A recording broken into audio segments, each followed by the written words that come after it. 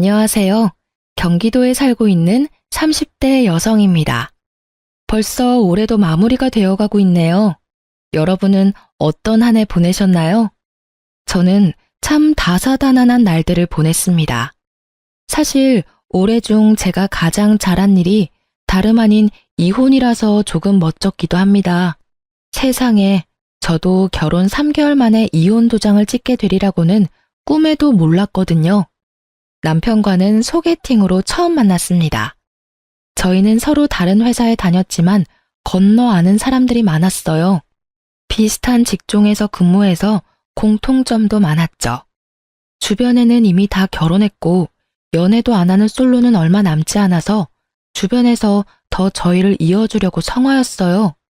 남편과 저는 서로 하는 일도 생활 방식도 다 비슷해서 평범하게 탈 없이 잘 만났습니다. 다만 저희는 처음 시작하는 연인의 설렘 같은 건 없었습니다. 그래도 편안한 만남 자체는 너무 좋았고 자연스럽게 결혼까지 흘러갔어요. 뭘 하든 혼자 하는 게 익숙했는데 옆에 짝꿍이 있으니 든든하더군요. 오랜만에 느끼는 안정감이 좋았습니다. 결혼 준비하면서는 딱 한 번 다툰 적 있는데 다들 참고 결혼하는 줄 알고 저도 참았어요. 그런데 그때 한번 삐끗거릴 때 진작 결혼을 관뒀어야 했나 봐요. 예비 신랑과 저는 비혼주의였어요. 네, 저희는 서로를 만나기 전까지는 결혼 생각이 전혀 없었습니다. 그렇다 보니 예비 신랑은 결혼 자금에 대해서 따로 저축을 크게 하지는 않았더라고요. 예비 신랑은 본가에 살면서 자주 해외여행을 다녔다고 합니다. 그래서 수중에 모은 돈이 별로 없다고 초반에 제게 솔직히 전부 털어놓더군요. 저는 재산은 전혀 개의치 않았습니다. 각자 직업이 있고 돈이야 앞으로 모으면 된다고 생각했거든요. 무엇보다 옆에서 봤을 때 예비 신랑의 경제적 관념이나 씀씀이가 나쁘지 않았어요. 그리고 같은 비혼주의라도 저는 재테크랑 부동산에 워낙 관심 많아서 재산이 좀 있었어요. 부부 중에 한 명이라도 제대로 자리 잡혀 있어도 저는 괜찮다는 주의였습니다. 그런데 차라리 이왕 하는 결혼 더 계산적으로 조금 더 따지고 할 걸 나중에 후회했습니다. 자기야, 만약 우리가 결혼한다면 아주 작은 원룸에서 시작해야 할지 몰라. 저번에 말했다시피 나 모은 돈이 많지 않거든. 원룸? 괜찮아. 신혼집은 내가 할 테니까 걱정하지 말고 혼수를 당신 쪽에서 해줘. 집을 자기가 마련한다고? 무슨 돈으로? 자기 저번에 대출도 있다고 하지 않았었나? 신혼집은 어떻게 마련하게? 그리고 아무리 그래도 집은 남자가 해야지. 좀 좁긴 하겠지만 내가 잘 구해볼게. 아니야. 시대가 어느 시대인데. 집 구하는 남자 여자 할 게 뭐가 있어. 그냥 집은 내가 하게 해줘. 나 지금 살고 있는 집 전세라서 돈 묶여 있잖아. 그걸로 우리 신혼집 마련하면 돼. 아, 그렇네. 와, 진짜 다행이다. 자기 덕분에 우리 신혼집은 해결이네. 응, 전부 솔직하게 말해줘서 고마워. 아, 나도 처음에는 모양 빠져서 돈 없다고 말하기 좀 부끄러웠어. 그런데 자기가 먼저 나한테 대출 있다고 솔직하게 오픈하는 모습 보고 나도 용기 낸 거야. 우리 둘 앞으로 열심히 일해서 갚아나가자. 그래, 말이라도 고마워. 그렇게 예비 신랑은 솔직했고 돈 앞에서 제게 자존심을 부리진 않았어요. 그런데 사람이 좀 선택적으로 솔직하더라고요. 그놈은 정작 중요한 문제를 제게 사실대로 말하지 않았었습니다. 부모님이 이혼하고부터는 할머니 손에서 쭉 자란 저는 아예 부모와 연을 끊고 사는 고아였습니다. 할머니도 돌아가셔서 제게는 이렇다 할 친정 식구가 없었거든요. 하지만 예비 시댁에서는 그런 걸로는 문제 삼지는 않더군요. 오히려 그땐 잘 컸다고 제게 칭찬했어요. 상진이한테 들었다. 신혼집은 새애기 너가 해온다고? 네, 아버님, 제가 신혼집 해오고 이 사람이 혼수 마련하기로 했어요. 상진이 넌 아무리 그래도 그렇지. 여자한테 집을 해오게 만들면 어떡해? 자네 녀석이 모양 빠지게. 여보, 좋은 날 또 왜 그래요? 효정아, 너희 시아버지가 벌써부터 며느리를 얼마나 생각하는지 몰라. 글쎄, 집은 본인이 해주겠다고 이렇게나 성활한다. 어머님, 아버님, 저희 좋게 봐주세요. 결혼은 최대한 저의 능력으로 하고 싶어서요. 보셨죠, 아버지? 제가 그렇게 하자고 한 게 아니라 효정이가 그러겠다고 한 거예요. 효정이 정말 마음이 넓고 착하거든요. 그러게, 할머님께서 우리 며느리 참 예쁘고 바르게 잘 키워주셨구나. 살아계셨으면 감사 인사라도 드리는 건데. 그러고 보니 효정이가 마음이 참 쓸쓸하겠구나. 말씀만이라도 감사해요. 참 요즘 보기 드문 참한 며느리감이야. 세아가, 내 아들이 아직은 가진 게 별로 없지만 이제 결혼하면 마음 잡고 살 테니 걱정하지 마라. 너 고생시키며 살 놈은 절대 아니야. 그런데 말이야, 제사 이야기는 우리 상진이한테 들었지? 네? 아, 제사요? 1년에 서너 번 있다고 들었어요. 아니, 서너 번이라니? 어머, 서너 번은 무슨. 상진이 너 효정이한테 지금까지 말 안 했어? 내가 자기한테 서너 번이라 했었나? 아, 기억이 잘 나질 않네. 며느라기 잘 들어라. 난 다른 거 필요 없다. 우리 집은 1년에 자그마치 제사가 10번이야.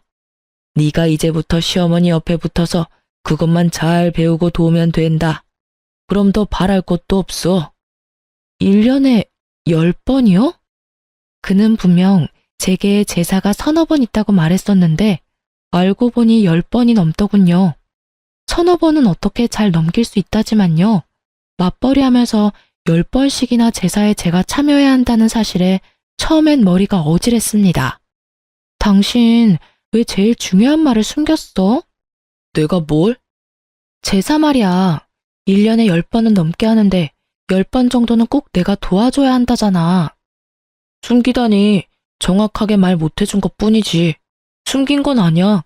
그리고 며느리로서 시댁 제사 참여하는 건 당연한 거지. 뭐? 이렇게 중요한 건 나한테 미리 말해줬어야지. 미리 말해줬으면 뭐 결혼 안 한다고 프로포즈 거절이라도 하게. 뭐? 지금 그런 말이 아니잖아. 제사 지내는 거 미디어에서 별일인 양 떠들어대는데 사실 진짜 별거 아니야. 다 같이 준비하는데 힘들 게 뭐 있어? 자기 좀 의외다. 거짓말은 못하는 사람인 줄 알았는데 모든 부분에서 솔직한 건 아니구나. 뭐? 너 은근히 기분 나쁘게 얘기한다. 너야말로 섭섭하게 왜 자꾸 나를 나쁜 사람인 것처럼 말해. 제사가 그렇게 하기 싫어?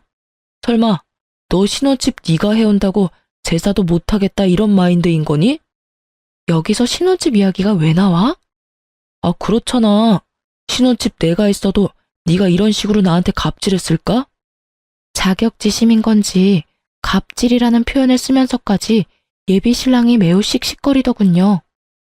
여러분이 보기에도 집 해오는 조건으로 제가 갑질하는 걸로 보이시나요? 방귀 낀 놈이 성낸다고 저는 너무 어이가 없었습니다. 분명 자기 집 제사 서너 번이고 서로 바깥일하니 신경도 안 써도 된다고 말한 건 본인이었거든요. 갑질이라니 무슨 말도 안 되는 소릴. 당신이 나보고 제사는 신경도 쓰지 말라며. 집을 내가 해오는 걸 떠나서 솔직히 말해서 제사 매번은 못 도와드려. 내가 집을 안 해왔어도 내 입장은 똑같아. 우리 각자 얼마나 힘들게 일하는지는 당신이 제일 투명하게 잘 알잖아. 직장 생활하면서 1년 제사 다 챙기기 어려워. 그러니까 당신이 어머님 아버님께 미리 내 입장 제대로 말씀드려. 난 지금 제사도 제사지만 당신이 당연하다는 식으로 구는 게 제일 이해 안 가고 기분 나빠. 처음부터 서너 번이라고 속이지나 말던가.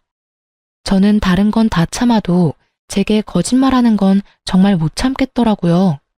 예전에 남자친구들과 헤어졌던 이유도 다 거짓말 때문이었거든요. 그런데 예비 신랑이 결혼할 때쯤 그들과 비슷한 모습 보이더라고요. 저는 순간 지금 내가 잘못된 선택을 한 건가 싶었어요. 그 아차하는 순간 멈췄어야 했는데 저는 그만 시부의 설득에 넘어가고 말았습니다. 결혼 앞둔 예비 신부가 싸우고 연락 두절이니 예비 신랑도 애탔겠죠. 시부에게 SOS라도 쳤는지 완전 고지식해 보였던 시부는 엄청 다정하게 저를 다독이더군요. 세아가, 네가 얼마나 놀랐으면 상진이한테 연락도 안 하고 숨어버렸니? 저번에 말했듯이 내게 제사는 참 중요해. 하지만 난 제사보다 사람이 더 중요하단다. 설마 너 바깥일하는 거 알면서도 내가 귀한 며느리 고생시키겠니? 네 시엄마도 똑같은 생각이야. 가르쳐 주려는 마음이지. 부려먹을 생각은 주어도 없다. 네 시아버지 말이 맞아, 아가. 우리가 널 어떻게 부려먹니? 게다가 너 할머님 돌아가시고 제사도 한번 지내본 적 없을 거 아니니? 하나뿐인 핏줄인데 너도 분명 나중에 할머님 제사 챙기고 싶을 거야. 나한테 미리 배운다고 생각하렴. 시부는 제사가 너무 많아서 깜짝 놀랐을 제 마음을 다 안다며 아들놈 혼내주겠다고 저를 편들어줬어요. 제사 이야기는 둘이 상의가 된 일인 줄 알았다고 하더라고요. 그래서 제사 전부 다 도울 필요 없이 딱 1년에 5번만 도와달라더군요. 시모도 옆에서 너무 미안하다고 맞장구 쳤어요. 예비 신랑도 뒤늦게나마 용서를 구하고 시부모가 나서서 저를 편들어주니 저는 결국 못 이기는 척 사과를 받아줬습니다. 사실 저희 할머니 독실한 크리스천이라 제가 따로 제사 지낼 일도 없었어요. 하지만 시부모에게 굳이 덧붙이지는 않았습니다. 제사가 1년에 10번 넘게 있는 거 알게 됐지만 그렇게 참고 결혼에 결국 꼴이 냈습니다. 사실 속으로는 5번도 많다고 생각했어요. 그런데 세상에 제사상 한 번 못 차려보고 황당하게 이혼할 줄은 몰랐습니다. 그래도 제사 문제가 금방 잊힐 만큼 결혼 생활 초반은 아무 일 없이 잘 지냈습니다. 남편은 결혼하고 나니까 확실히 연애 때보다 더 살뜰히 제게 잘해주더군요. 아침엔 출근하느라 둘 다 바쁜데 남편은 꼭 저보다 먼저 일어나서 아침 식사를 준비했습니다. 평소에 제가 제일 약한 부분이 잠이에요. 그래서 혼자 살 때는 따로 아침 식사를 챙겨 먹지도 않았습니다. 그런데 남편 덕분에 몇 달 아침 챙겨 먹으니 속이 든든하고 따뜻해서 고맙더라고요. 여보, 일어나. 지금 일어나야 같이 밥 먹고 출근할 수 있어. 자기야, 아침인데 고생스럽게 뭘 또 이렇게 많이 차렸어. 엄마가 준 반찬이지 뭐. 내가 한 건 계란 후라이 뿐이야. 맛있게 먹어. 오늘도 화이팅하자. 응, 고마워. 나도 자기처럼 아침에 일찍 일어나고 싶은데 쉽게 눈이 안 떠져. 자기 원래 아침잠 많잖아. 괜찮아. 아침은 나한테 맡겨. 그때까지만 해도 저는 남편이 차려주는 아침이 그의 사랑이 담긴 배려라고 생각했어요. 저녁은 항상 남편보다 더 일찍 퇴근하는 저 혼자 준비하니까 아침이라도 신경 써서 차려주나 싶었죠. 그런데 그 아침밥은 남편이 미리 세운 계획 중 일부였더군요. 신혼 초 사랑 담긴 순수한 아침밥이 아니라 그건 일종의 뇌물 같은 거였나 봐요. 남편은 점점 숨겨둔 본색을 드러냈습니다. 자기야, 우리 이제 슬슬 통장 합칠까? 어차피 우리 월급도 비슷하게 벌고 네 통장 내 통장 할 거 없이 재산을 슬슬 합쳐야지. 생활비 입금하는 것도 몇 번 하다 보니 별로야. 귀찮게 일일이 다 계산해야 하잖아. 난 은근히 숨 막혀서 이런 건 딱 질색이야. 결혼한 지 얼마 되지 않아서 생활비 어디서 어떻게 쓰일지 잘 모르잖아요. 그래서 달마다 쓴 총 금액을 계산해서 각자 반씩 부담하고 있었습니다. 그렇게 1년 동안 생활 방식을 보고 적정 금액 정해서 생활비 각출하기로 했는데 남편은 갑자기 통장을 합치자더군요. 어차피 계산도 제가 다 하는데 귀찮다면서요. 게다가 저희는 월급이 비슷하지도 않았어요. 남편 월급은 300만 원 언저리고 제 월급은 400만 원이 훌쩍 넘었죠. 비슷한 직종이니까 버는 돈이 너무 차이가 나면 상대방이 민망할까봐 결혼 전에는 제가 비슷하다고 말했었어요. 응? 난 지금도 괜찮은데? 1년 동안은 이렇게 하기로 했잖아. 에이, 그러지 말고 합치자. 당신은 저녁 장 보고 나는 아침 장 보고. 그런 것도 더해서 반 나누는 거 솔직히 좀 그래. 그래? 당신이 아침 장을 따로 본 적이 있어? 거의 냉장고에 내가 봐둔 재료 쓰는 줄 알았는데. 그런데 난 결혼했다고 바로 통장 합치는 건 싫어. 합치더라도 몇 년 있다가 합치는 게 낫지 않아? 소비 패턴이 다르고 아직은 한 달에 개인적으로 쓰는 돈이 다르잖아. 아, 일단 당신 뜻이 그렇다면 알겠어. 근데 그렇게 말하니까 좀 서운하다. 응? 난 같이 잘 살아보고 싶어서 말한 건데 당신은 좀 선 긋는 것 같아서 서운해. 선 긋는 게 아니라 됐다. 그만 얘기하자. 저는 제가 당장 달에 개인적으로 쓰는 돈이 많아서 그렇게 말한 건데 남편은 제가 선을 긋는다고 서운해하더군요. 삐진 남편은 제게 한동안 툴툴거렸습니다. 그래서 저는 좀 더 꼼꼼하게 생활비를 제외하고 각자 한 달에 쓰는 돈들에 대해서 남편과 다시 의논해야겠다고 생각했어요. 각 잡고 이야기하는 것보다 자연스럽게 아침 식사를 같이 준비하면서 얘기를 꺼내는 건 어떨까 싶어 저는 평소보다 일찍 일어났어요. 참 그날따라 눈이 번쩍 떠지더군요. 아침부터 주방에서 사부작거리는 소리가 들려서 곧바로 주방으로 갔습니다. 그런데 생각하지도 못한 남편의 충격적인 대화에 온몸이 굳어버렸습니다. 아, 엄마, 내가 언제까지 이 짓을 해야 해? 나도 아침에 더 자고 싶다고. 아니, 아버지는 왜 이런 걸 시켜서 진짜 별 효과도 없어. 지가 공주야? 보니까 내가 아침 차려주는 걸 당연하게 생각하는 눈치야. 엄마 지금 통장 합치자는 소리에도 저렇게 딱 잘라서 냉정하게 구는데 내가 엄마 아빠 용돈 드리자고 하면 쟤 아주 난리 날 것 같아. 내가 왜 자꾸 눈치를 보면서 살아야 해? 엄마, 두고 봐. 아들이 어떻게든 통장 합칠 테니까. 그러면 이 짓거리도 이제 끝이야. 그 짧은 통화 내용만 들어도 시댁과 남편이 저를 어떻게 생각하는지 짐작이 가더군요. 너무 심장이 두근거려서 일어난 티도 못 내고 다시 안방에 들어갔습니다. 상황 파악하는데 헛웃음이 나오더군요. 제가 결혼한 사람이 그렇게 앞뒤가 다른 사람이라곤 전혀 몰랐습니다. 그러니까 지금 남편이 돈 때문에 제게 아침 차려주는 쇼를 하고 있었다는 거잖아요. 저는 방에서 혼자 아무리 마음을 가다듬어도 시댁과 남편이 하는 연극에 제가 낀 느낌을 지울 수가 없었습니다. 조금 시간이 흐르자 남편은 평소처럼 다정하게 깨우러 들어오더군요. 여보, 이제 일어나야지. 같이 아침 먹자. 내가 여보 좋아하는 프렌치 토스트 준비했어요. 식탁에 앉으니 그 많은 아침 식사가 그런 의도로 준비된 거였다는 걸 다시 곱씹게 되더군요. 내가 요 며칠 퉁명스럽게 해서 미안해. 난 잘 살아보려고 말 꺼낸 거였는데 당신이 딱 잘라 거절하니까 좀 서운하더라. 화해의 의미로 내가 준비한 거니까 많이 먹어. 안 먹고 뭐해? 미안한데 나 속이 좀 메스꺼워서. 어? 힘들게 준비했는데. 그러지 말고 한 입만 먹어봐. 빈속이라 메스꺼운 걸 수도 있잖아. 미안, 도저히 못 먹겠어. 아이씨, 준비한 성의가 있는데 그래도 먹는 신용이라도 좀 할 수 있잖아. 아씨? 지금 내가 속이 안 좋다는데 당신은 억지로라도 이걸 먹이고 싶어? 먼저 괜찮냐고 물어보는 게 먼저 아니야? 아, 깜짝이야. 왜 갑자기 소리를 질러? 서운해서 그랬지. 괜찮아? 뭐 어제 먹은 저녁이 체한 건가? 뭐 말만 하면 서운하대. 아침은 됐고 그럼 통장 이야기나 다시 하자. 통장? 뭐야, 당신 내 말대로 해주게? 저는 통장 이야기에 너무 티나게 화색이 도는 남편 놈을 보고 속이 뒤집어졌습니다. 일단은 내색을 하지 않고 물었죠.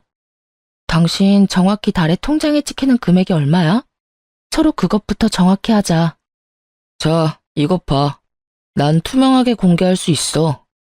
남편 실수령에게 찍힌 통장 내역을 보니 정확히 300만 원이 조금 안 되더군요. 저는 헛웃음을 지으며 제 월급을 공개했어요. 그때는 통장을 합치려는 생각보다 남편이 어떻게 나오는지 보려고 한 거였죠. 뭐야? 세금 떼고도 400만 원이 훨씬 넘네? 월급이 나랑 100만 원 넘게 차이 나잖아.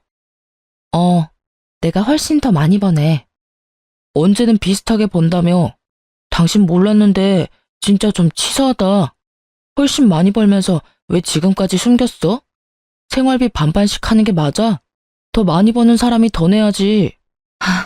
가만 보니 당신 논리 참 웃긴다. 집도 내가 해왔는데 생활비도 내가 더 내라? 또 집 이야기야? 나도 혼수 마련해 왔잖아. 생각해보니까 내가 집 해왔으니까 큰 소리 쳐도 내가 더 치는 게 맞지 않나? 오늘 진짜 왜 이래? 몸이 많이 안 좋아? 그냥 이 얘긴 다음에 하자. 왜? 지금 이야기 마무리해.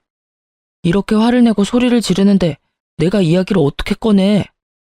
아, 내가 화내니까 차마 아버님, 어머님 용돈 드리자는 말이 입 밖으로 안 나와? 뭐? 아까 어머님이랑 통화하는 소리 들었어. 왜 엿듣고 그래? 네네. 내 집에서 당신 통화 엿들어 미안하네요. 그러지 말고 솔직하게 말해봐. 당신 원하는 대로 내가 해줄지 안 해줄지 어떻게 알아? 정말 내가 원하는 대로 해줄 거야? 그럼 이왕 이렇게 된 거 내가 솔직하게 다 말할게. 내 월급이랑 당신 월급 합치면 도합 700만 원이 넘잖아. 근데 우린 집도 있고 아이 계획도 없어. 게다가 당신은 모실 친정 식구도 없지만 난 우리 부모님 멀쩡히 살아계셔. 모시지는 못해도 용돈은 응당 드려야 한다 생각해. 그래서 계속 말해. 우리가 엄마 아빠한테 못해도 200만 원씩은 용돈으로 챙겨드리자. 몇십만 원도 아니고 200만 원? 우리한테 어려운 금액 아니잖아. 어디가 아프신 것도 아닌데 왜 200만 원씩이나 드려야 해? 당신은 부모님 없어서 모르겠지만 이 금액 지극히 일반적인 거야. 무슨 말도 안 되는 소리 하지 마. 200만 원씩 달마다 드리면 당신이랑 내 노후는 누가 책임져 주는데? 겉 더럽게 계산적으로 구네. 우리 부모님 돌아가시면 단 얼마라도 남겨주시겠지. 못해. 당신이랑 달리 난 대출도 있어. 이자 내리면 빠듯하고 힘들어. 그러니까 통장 합치자고 했잖아. 안 된다고 할 거면 애초에 왜 사람 기대하게 만들어? 통장 합친다고 뭐가 달라져? 내 대출 이자만 250만 원이야. 이자가 당신 월급이랑 거의 엇비슷한데 무슨 용돈을 200만 원씩 드려. 난 절대 못 드려. 뭐? 잠시만. 방금 뭐라고 한 거야? 이자가 얼마라고? 250만 원이라고. 근데 이 여자가 미쳤나? 뭘 했길래 대출 이자만 250만 원이야? 당신 대출 얼마나 있는 거야 지금? 9억 정도 있어. 너 돌았구나? 당신 미쳤어?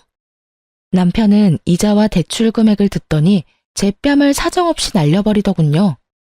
아직도 그때의 눈빛이 잊히지 않아요. 어디에 쓴다고 대출이 그렇게 있는지 물어보지도 않고 제게 손찌검을 했습니다. 개거품 물면서 살림 다 부수려고 하던 남편은 지가 산 혼수니까 차마 아무것도 손대지 못하더군요. 뺨도 맞고 그 찌질함을 계속 지켜보는데 정신이 확 들더라고요. 이건 명백히 사기 결혼이야. 어디 감히 그 큰 대출을 숨기고 결혼할 생각을 해? 너 겉으로는 멀쩡해 보였는데 완전 속빈 강정이었구나. 그 나이까지 결혼 못한 이유가 따로 있었어. 우리 부모님 너 고아인데도 결혼 허락해줬어. 근데 이렇게 뒤통수를 쳐? 너야말로 지금 대출 받은 이유도 정확히 모르면서 사람 뺨을 쳐? 이 정신 나간 여자야. 네가 왜 대출이 9억이나 있는지 난 하나도 궁금하지가 않아. 그동안 내가 해먹인 아침이 아깝다. 진짜 양심도 없지. 언제까지 속이려 했어? 넌 겨우 뺨 한 대 맞은 걸로 고맙게 생각해. 생각 같아서는 확, 아휴, 됐어. 어차피 이혼할 건데 뭘 더 말해. 제가 정말 어이가 없고 억울했던 건요. 저는 사치하거나 투자를 잘못해서 9억이나 빚진 게 아니었어요. 5년 전에 무리해서 땅을 사기는 했지만 건물을 지어 올려서 현재 공시지가로 계산하면 30억이 넘거든요. 건물 소유한 거 소문나봤자 좋을 거 없다는 걸 알아서 주변 지인도 전혀 몰라요. 결혼해서도 건물 이야기는 될 수 있으면 말하지 않았죠. 저는 결혼했다고 해서 나 건물 있어 하고 바로 밝힐 필요는 없다고 생각했거든요. 대출은 당연히 마이너스니까 밝혀야 한다고 생각했고요. 지금 생각해보니 정말 잘한 선택이었어요. 이렇게 구린 놈인 줄 몰랐으니까요. 사실 건물 월세만 대충 계산해도 1,000만 원이 넘게 들어와서 저 한 달 대출 이자에 대해선 전혀 부담이 없습니다. 하지만 남편과 시댁이 꼭 제게 맡겨놓은 돈을 내놓으라는 식이니 절대 도움 주고 싶지 않았어요. 그리고 저를 두고 그들끼리 음흉한 계획을 세웠다는 게 매우 기분 나빴습니다. 그런데 남편놈은 이런 실정을 다 모르고 개거품 물면서 제 뺨부터 올려붙인 거죠. 저는 남편놈이 뛰쳐나가고 시부모에게 곧바로 전화했습니다. 남편이 내 뺨을 때렸다고 말했으나 시부는 이유도 묻지 않고 참으라 하더라고요. 아버님, 저 그이한테 뺨 맞았어요. 저희 아무래도 이혼할 것 같습니다. 뭐? 내 아들이 너한테 손찌검했다고? 아, 뭐 그럴 만한 이유가 있었겠지. 근데 뺨 한 번 맞은 게 뭐 대수냐? 내가 살아있는 한 내 아들 이혼남 되는 거 난 죽어도 못 본다. 아가, 네가 한 번만 참아라. 남자들 손버릇은 안 사람이 행동을 어떻게 하냐에 따라서 달라진다. 그동안 내 아들이 너 아침 해먹이고 살뜰히 챙긴 걸로 난 알고 있는데 갑자기 뺨 때렸으면 이유는 너한테 있겠지. 네? 정말 너무하시네요. 뺨 맞은 이유가 저한테 있는지 아버님이 어떻게 아세요? 그리고 아무리 잘못했더라도 폭력 쓰는 게 맞는 일인가요? 일단 내가 상진이랑 이야기 나눠볼 테니 며느리 너는 그냥 조용히 있어라. 세상 천지 핏줄 없는 네가 옆에 남편이라도 있어야지. 이건 내 아들을 위한 일이기도 하지만 다 너를 위한 일이기도 하다. 그러니 매정하다 생각하지 마라. 끊는다. 그래도 며느리라고 다정하게 대해준 시부를 조금은 믿었습니다. 하지만 그 아들의 그 아버지라고 둘 다 어리석기는 하더라고요. 시부는 자기 아들 이혼남 만들 수는 없다면서 제게 역정을 냈습니다. 역시 팔은 안으로 굽는다는 걸 그 기회로 제대로 알게 됐습니다. 시부모와 남편 자기들끼리 가족이고 저는 그들에게 이방인이었을 뿐이었죠. 그렇게 집 나간 남편놈은 하루 만에 제게 이혼 서류를 내밀더라고요. 소송으로 가면 번잡하니까 합의 이혼으로 마무리 지어. 도장 찍어. 합의 이혼? 그래, 바라던 바네. 순순히 이혼해준다니까 더 놀랍다. 너 9억 대출 있는 거 설마 이혼하고 나서 나한테 조금이라도 책임 넘기려는 건 아니지? 뭐? 혹시나 해서 이혼한 친구놈한테 내가 물어봤어. 잘못하면 내가 네 빚까지 갚아야 할 수도 있다더라. 그러니까 네 재산 한 푼도 나한테 넘어오지 않도록 재산 분할 포기각 썼어. 내가 이런 것도 안 알아봤을까봐? 남편놈은 자기 복 자기가 찬 줄도 모르고 제게 각서까지 쓰게 하더군요. 하마터면 저도 놓칠 뻔한 부분이었는데 오히려 정말 고마웠습니다. 하나는 알고 열은 모르니 남편의 그 멍청함에 많이 웃기는 했어요. 일반적으로 대출도 재산이 꽤 있는 사람이 받는 거잖아요. 제가 그만큼의 대출을 어떻게 받았고 또 어디에 썼는지 끝까지 물어보지 않더라고요. 그래, 너 잘났다. 근데 너 나랑 이혼하면 나중에 후회할걸? 후회는 무슨? 너 지금 우리 아빠 믿고 그러는 거냐? 내 걱정하지 마. 아버지 너 대출 9억이나 있는 거 알고 완전 개거품 무셨어. 여기까지 같이 온다는 거 내가 겨우겨우 말려서 너 오늘 목숨 건진 거라고. 이제 진짜 끝이니까 구질구질하게 붙잡지 마라. 깔끔하게 합의 이혼하면 돼. 그래? 근데 깔끔하지 않은데? 뭐? 저는 깔끔하게 이혼해주려고 냉장고에서 대파 한 단을 꺼내 그놈 뺨을 두들겨 팼습니다. 어이, 이게 무슨 짓이야? 너도 그때 야무지게 내 뺨 날렸잖아. 나도 깔끔하게 이혼하려면 내가 받은 건 돌려줘야지. 왜? 합의 이혼 말고 그냥 소송으로 가고 싶어? 어휴, 내가 똥이 무서워서 피하냐? 됐다. 더러워서 피하고 말지. 그 대화를 끝으로 저는 한 달여 만에 그 머저리랑 이혼했습니다. 그놈이 원하는 대로 각서도 써줬어요. 서로가 원하는 이혼이었기에 이혼 조정 기간도 무리 없이 끝났고 이혼은 확정됐습니다. 결혼하기까지는 정말 시간 걸리던데 이혼은 마음먹으니 엄청 쉽더라고요. 드디어 등본에 전 남편 이름이 삭제되어 저는 혼자 파티를 열었답니다. 다행히 이혼 과정 중에 전 시부모랑도 제가 마주할 일은 없었습니다. 혹시라도 제가 금전적으로 들러붙을까봐 이혼까지 연락 한 통 없었던 것 같아요. 오히려 감사했죠. 그 사람들이 저한테 들러붙을까봐 저도 조마조마했거든요. 저는 바로 신혼집은 세놓고 제 건물 근처 오피스텔로 이사했습니다. 주말에는 왔다 갔다 하며 건물 한번 보고 항상 1층 분식집에서 점심을 간단히 해결했어요.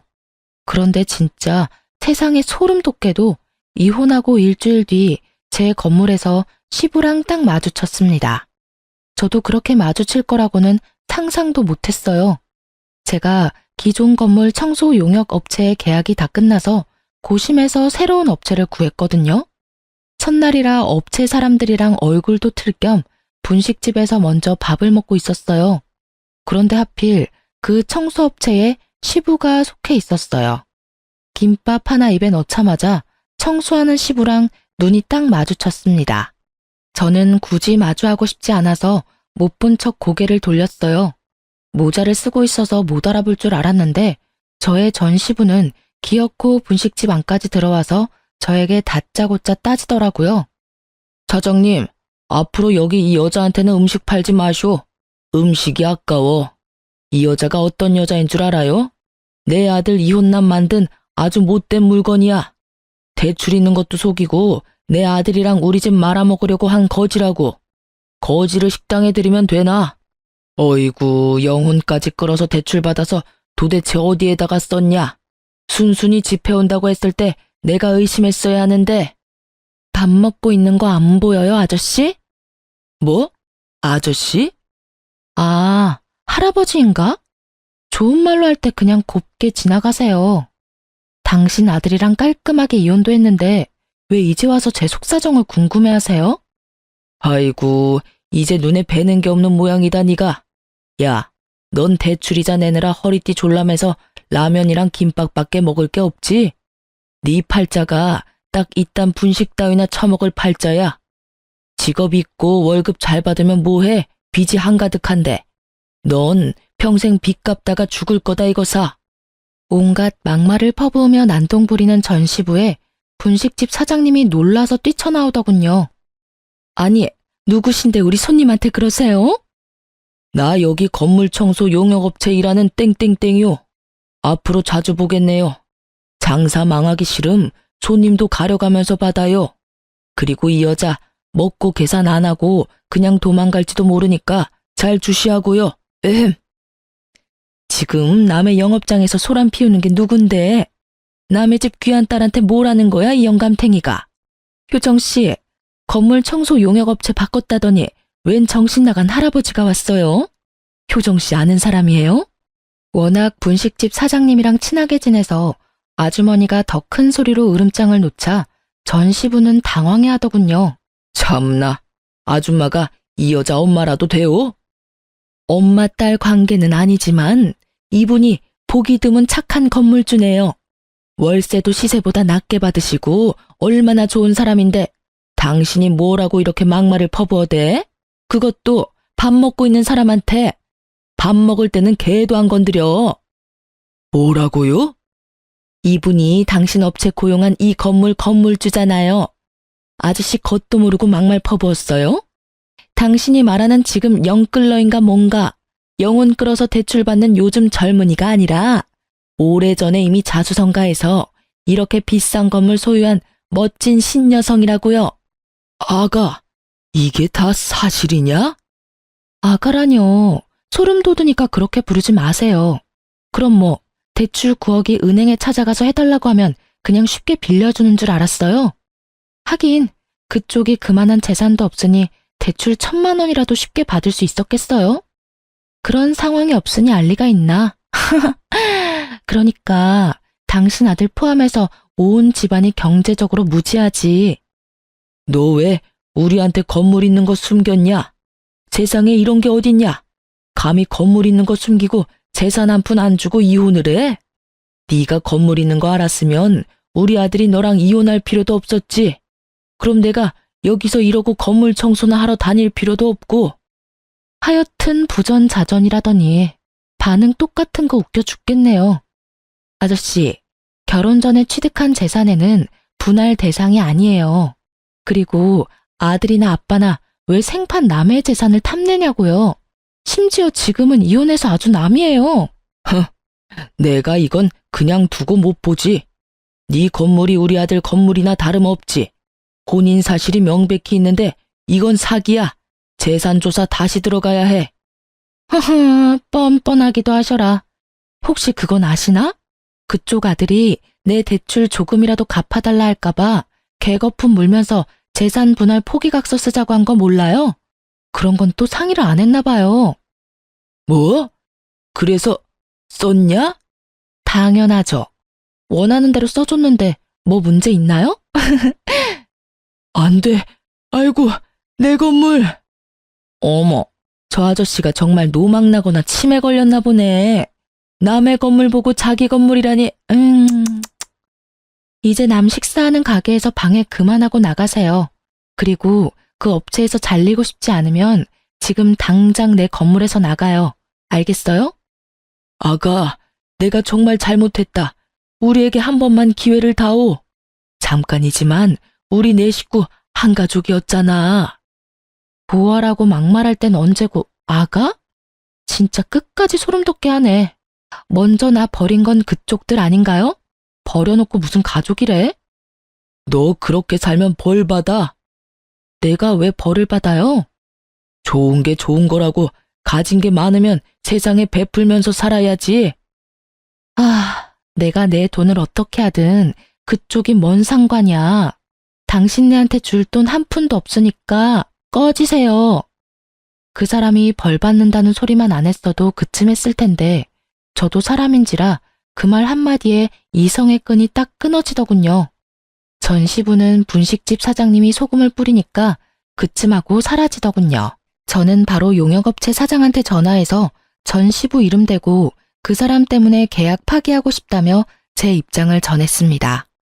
업체에서는 사과와 함께 계약한 기간은 채우고 싶다 했지만 저는 필요 없다고 했습니다. 한 달치 용역비는 날렸지만 더 이상 전시부와 마주칠 일 따위는 없어서 마음만은 홀가분했습니다. 그 뒤로 뭐 전시모까지 전화가 왔어요.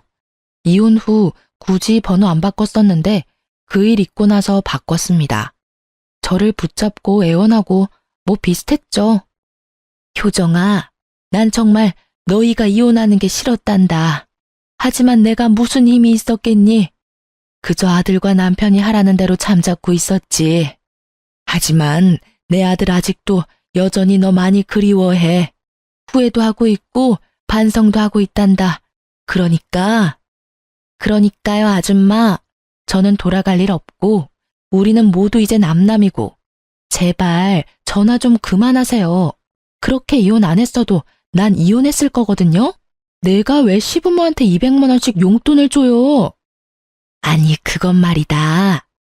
아들한테 효도 바라시고 남한테 효도 바라지 마세요. 끊습니다. 제가 해결해야 할 문제는 물론 그것뿐만 아니었죠. 전 남편 놈이랑 저랑 겹치는 지인이 많다고 했었잖아요. 이혼하고 한참 동안 저 빚쟁이라고 주변에 소문을 엄청 더럽게 냈더라고요. 다들 쉬쉬했는데 결국 제 귀에 들어왔어요. 그 덕에 저는 어쩔 수 없이 주변 사람들한테 건물주라는 걸 오픈했습니다. 다들 그럼 그렇지 하고 저를 두둔했고 전 남편이 한심하고 어리석었다 욕하더군요. 전 남편도 제가 건물주라는 걸 시부모와 주변 사람들에게 뒤늦게 전해 듣고 술 먹고 저를 한번 붙잡으러 오긴 했습니다. 여보, 법적으로 남이지만 아직도 여전히 당신은 나한테 여보야. 내가 얼마나 널 아끼고 사랑해줬니? 근데 넌 왜 그렇게 쉽게 져버려?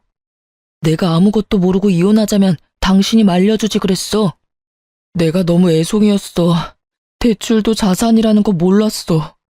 효정아, 나 한 번만 봐주라, 응? 엄마 아버지 다 버리고 오라 하면 그렇게 할게. 난 당신만 있으면 돼. 미친 소리하고 앉아있네. 야, 꼴에 자존심 있어서 맨정신으로는 못 매달리겠지? 술 냄새 풀풀 풍기면서 바짓가랑이 붙잡고 늘어지면 내가 받아줄 거라 생각했어? 이건 또 누구 머리에서 나온 생각이니? 너희 엄마? 아니면 아빠? 너희 가족 이런 계획 잘 짜잖아. 아, 소름 돋아. 이혼해줘서 다시 한번 정말 고맙다. 비꼬지 말고 내 진심 좀 알아주라. 진심? 그럼 내가 마지막으로 기회 줘볼게. 너 9억 있어? 내 대출 네가 다 갚아주면 네 진심 생각은 해볼게. 뭐? 내가 9억이 어딨어. 당장 9천만 원도 없는데. 그러니까 이 거지야. 그 나이 먹고 땡전 한 푼 없는 너랑 결혼해줬으면 감사합니다 했어야지. 먼저 내 뺨 올려붙인 게 누군데. 그리고 너 내가 모를 줄 알았어? 사람들한테 내 이미지 바닥으로 추락시켜놓고 이렇게 매달리는 거 양심 안 찔려? 추악하다 정말. 추잡스러워 정말. 그게 할 말 없지? 너 한 번만 더 나 찾아오면 너희 집이랑 너 더 더럽게 동네방네 소문내줄 테니까 그렇게 하라. 얼굴 들고 살고 싶으면 똑바로 살라고. 전 남편은 제 바짓가랑이를 잡고 늘어지다가 제가 악에 바친 모습을 보고 놀라서 도망가더군요. 저도 더 독하게 굴어야 더 이상 제게 들러붙지 않는다는 걸 깨달았어요. 그리고 곧바로 접근 금지 신청도 했습니다. 혹시 몰라서 전 남편이 제 재산을 노리고 스토킹한다고 경찰에 신고도 당연히 했습니다. 그렇게 다 조치를 취하자 더 이상 그놈과 그 식구들은 제 앞에 모습을 나타내지 않았어요. 그렇게 겨우 질긴 인연 끊어냈습니다. 주변에 안 좋게 났던 제 소문들도 잠잠해지고 역으로 전 남편의 평판이 안 좋아지더군요.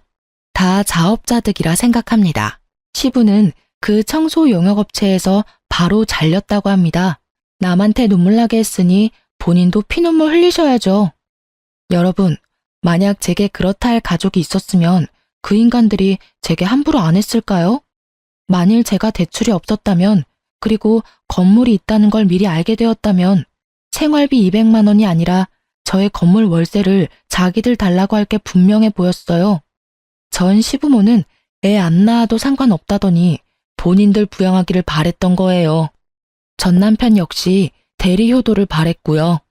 지금 생각해보니 잘못된 결혼 빠르게 이혼할 수 있었던 것도 다 하늘에서 저희 할머니가 도와주신 게 아닌가 싶습니다. 저는 겉으로는 아무렇지 않은 척하고 센 척했지만 이혼의 아픔은 꽤 길었습니다. 내가 모자라고 세상에 피부치 없어서 이런 서름 겪는 거란 생각도 들더군요. 건물이 있어도 월세가 들어와도 제 편이 없다는 사실에 마음은 허했습니다. 언젠가 저도 진짜 짝을 만날 수 있을까요? 이제 함부로 사람을 못 믿겠습니다.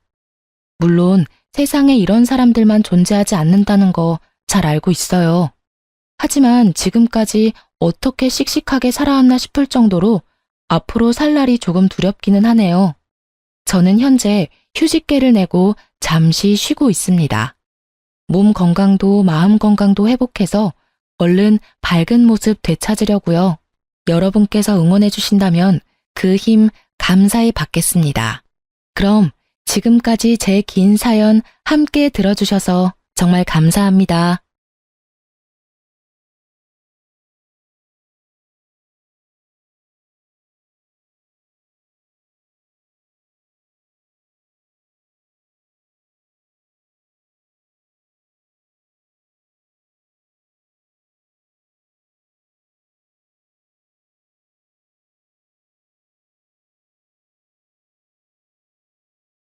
안녕하세요.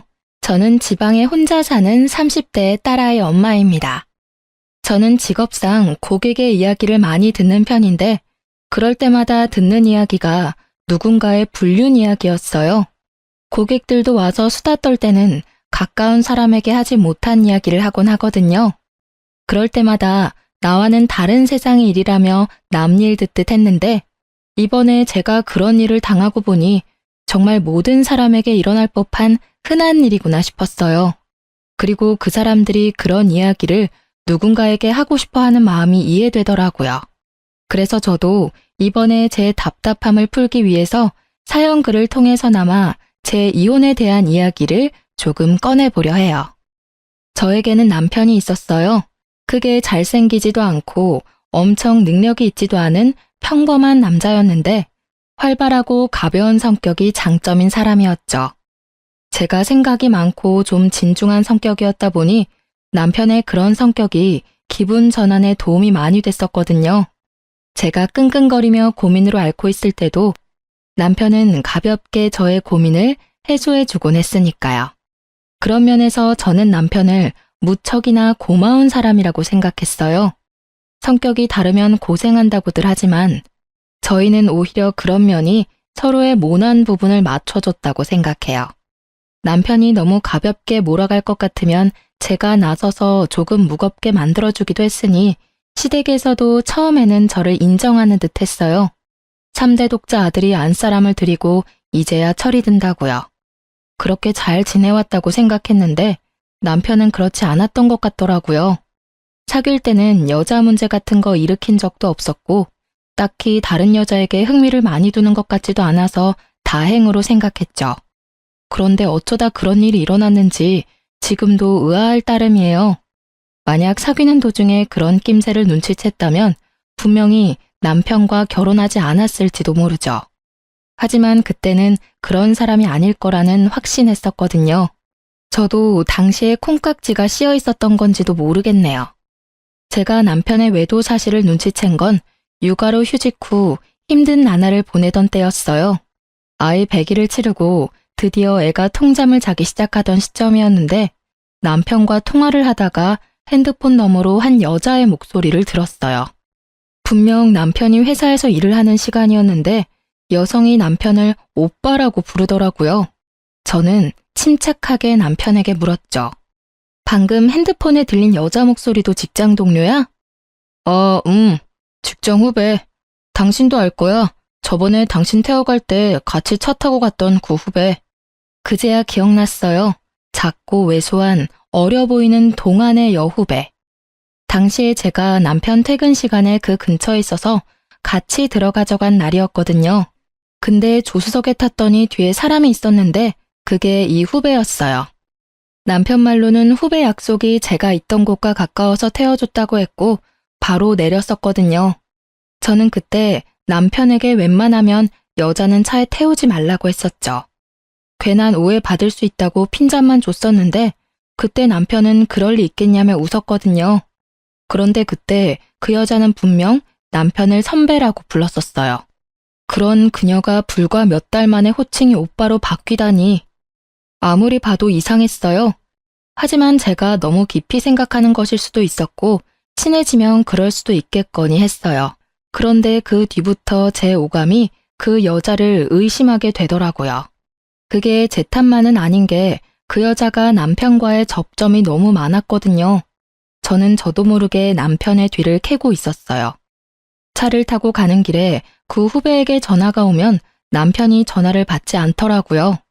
그렇다고 우리가 대화를 많이 하는 것도 아니었는데 그냥 업무상 전화면 받고 끊으면 되잖아요. 그런데 안 받더라고요. 제가 받으라고 하면 억지로 전화 받으면서 한마디 꼭 했어요. 가족이랑 같이 있으니까 용건만 간단히 해. 그렇게 말하면 그 여자는 이렇게 대답해요. 그럼 좀 이따 다시 전화할게요, 선배. 분명히 제가 없는 곳에서는 오빠라고 부르면서 가족과 함께 있다는 전화에는 선배라고 구별해서 부르더군요. 점점 더 제 감이 맞았다는 생각에 심장이 벌렁거리더라고요. 아닐 거라는 생각을 해봤지만 결국 확신이 든 계기가 생겼어요. 하루는 아침에 남편이 차키를 두고 내려갔더라고요. 저도 아침에 가까운 빵집에 들릴 예정이라 차키를 들고 내려갔어요. 그렇게 주차장 쪽으로 가까이 향하는데 남편이 통화를 하며 걸어가는 뒤통수가 보이더라고요. 말을 걸려다가 흠칫 놀라 목소리를 삼켰어요. 그래, 그럼 이따가 봐. 조심해서 오고. 오늘 날씨 추우니까 따뜻하게 입고 와요. 부드럽고 애교 있는 목소리. 남편은 저와 연애할 때처럼 부드러운 목소리를 내고 있었어요. 누구에게 전화를 거는 걸까? 궁금한 마음이 들었지만 참았어요. 경거망동해서 일을 망치기 싫었거든요.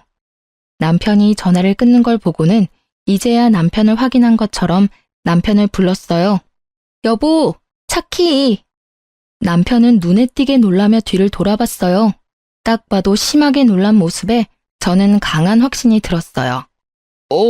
여보, 내가 차키를 놔두고 왔어? 잊어버리고 다니지 말고 잘 다녀와. 일찍 와. 애가 아빠 몫을 잊어버리겠다. 저는 최선을 다한 평정심으로 남편을 보내줬어요. 하지만 그날 내내 꼬리를 무는 의심으로 너무 힘들었어요. 저녁 때쯤에는 두통으로 머리가 너무 안 좋았죠.